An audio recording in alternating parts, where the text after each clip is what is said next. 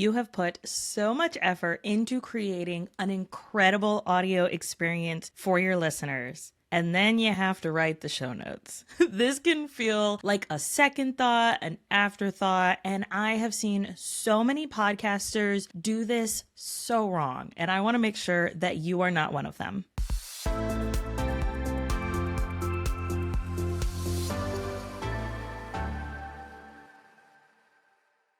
Hello and welcome back to Successful Podcasting Unlocked. I am your host, Alicia Galati. I am the founder of Galati Media, a full-service podcast management agency where we help business owners launch and maintain lead-generating podcasts. Today's question is, are show notes really important? And the short answer to that is yes, they are extremely important. But the long answer is a big resounding yes. And that tends to be my go-to phrase for a lot of the questions that I get from clients as well as from people who reach out to me in my DMs. And that is, yes, show notes are important. And when it comes to our show notes, it is so important that we are optimizing them for search engines. So SEO is the phrase that we tend to use in the industry, and we'll be saying that a lot throughout this episode. It doesn't take a lot of extra effort to make sure that our podcast show notes are optimized for search engines. So today we're going to go through why it's important to write really good show notes, and then some ways that we can go about doing that to optimize them for search engines. I will be mentioning tools throughout this episode. We'll make sure that we link those in the show notes. There may be affiliate links as well, so just make a note of that.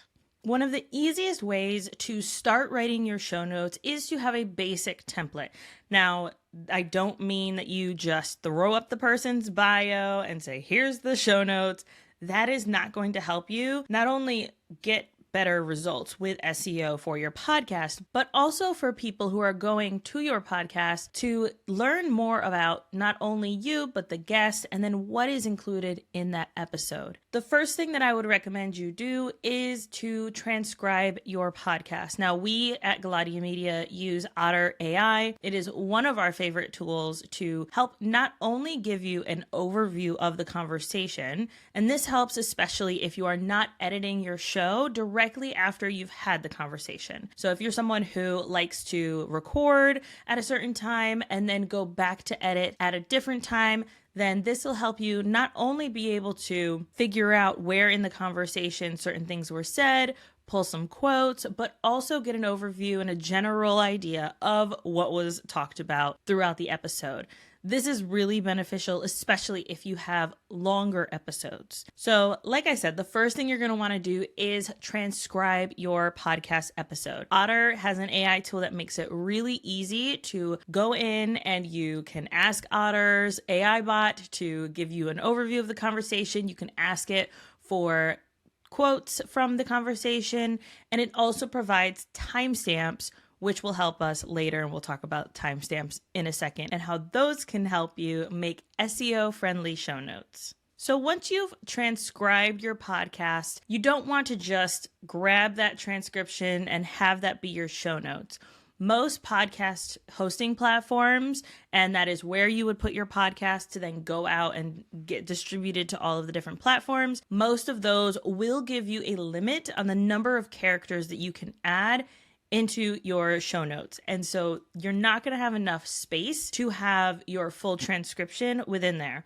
Most hosting platforms should also provide a place for the transcription, but having that transcription is a good place for you to start with an idea of what the back and forth conversation was and maybe some of the questions that you asked. You can pull these and create not only a bullet point, but you're also going to want to make sure that you are writing the show notes in a way that makes it very clear what the conversation is about. So usually what I'll do is I will take that first paragraph, and that'll be my overview statement, anywhere from 2 to 5 sentences where I am giving very general ideas of what the episode is about. That next paragraph is the guest's bio. That gives the listener everything they need to know about learning more about the guest, as well as why this guest is credible. Then I move on to my bullet points. My bullet points, I try to put in anywhere from 5 to 8 bullet points with general ideas of what is discussed in the episode. These can be as short or as long as you want, but make sure that they are complete thoughts. Rounding out the show notes, I usually put a part at the bottom where I say, if you want to learn more about this podcast or if you have questions, share with your friends, like all of these little things that we tend to say at the end of an episode. Put those at the bottom of your show notes and make sure that you are hyperlinking not only where the listener can find your guest, but also where they can connect with you. Not all podcast listening apps will allow for hyperlinks, so you may want to put the important links written out as a www. etc. So those are your basic show notes. You can go as in-depth or light as you want, but you're going to want to make sure that you're including each and every single one of those elements to your show notes. While you can use those show notes as a basis for a blog post, I would recommend going a little more in depth with your blog post. Within that blog post, you can add in more elements of what was discussed. Maybe you expound on more of those bullet points to make them more comprehensive ideas. And you can make sure that you're using Google's EAT, E-A-T, which means expertise, authoritativeness, and trustworthiness. You want to make sure that you're adding in these elements within your blog post so that Google sees that what you're creating and what you're giving your audience as a blog post is something that is trustworthy and worthwhile for them. Taking it a step further, you can also add in onto the back end of not only your blog post, but also on the hosting platforms. You can add in your timestamps as well as those transcripts. Your timestamps, like I said, we use Otter AI for pulling those transcripts. They give really in-depth details on what was discussed within each of those segments.